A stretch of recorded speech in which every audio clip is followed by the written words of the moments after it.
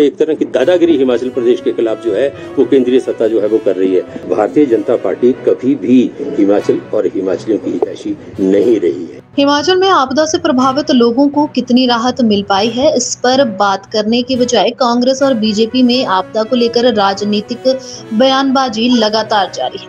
कांग्रेस प्रवक्ता प्रेम कौशल ने आरोप लगाया है कि केंद्र सरकार प्रदेश में हुई हार का बदला जनता से ले रही, इस वजह से अतिरिक्त मदद नहीं दी जा रही है। ये जो आपदा आई है इसमें केंद्र ने बहुत मदद की, केंद्र ने बहुत सारा पैसा दे दिया। और भारतीय जनता पार्टी की समस्या ये है कि लोकसभा के चुनाव सिर पर हैं। हिमाचल प्रदेश में लगातार भारतीय जनता पार्टी चुनाव हार रही है, चाहे वो उपचुनाव हुए, चाहे प्रदेश के विधानसभा के चुनाव हुए, चाहे उसके बाद नगर निगम शिमला के चुनाव हुए। पूरी ताकत लगाने के बावजूद भारतीय जनता पार्टी इन चुनावों में पराजित हुई।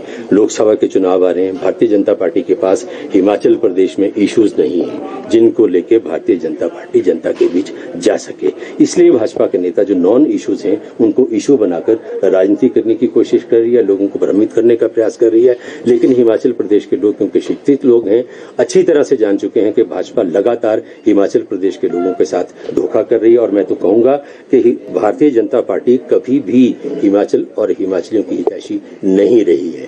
कि देश के प्रधानमंत्री बहुत बार हिमाचल प्रदेश आए और हमेशा ये कहते हैं कि मैं तो हिमाचल का प्रभारी रहा हूँ, गली गली में घूमा, शहर शहर मैंने घूमा है, हिमाचल प्रदेश मेरा घर है। तो जब किसी के घर के ऊपर आपदा आती है, घर के ऊपर संकट आता है, तो प्रधानमंत्री के तौर पर तो वो देश के अभिभावक गार्डियन है, हमारे भी हैं।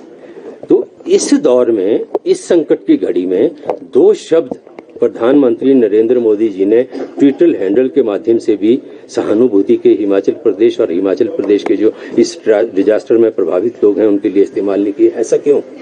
मैं समझता हूं कि प्रधानमंत्री जी ने भी अपनी पूरी ताकत विधानसभा के चुनावों में भाजपा के जिताने के लिए झोंकी थी।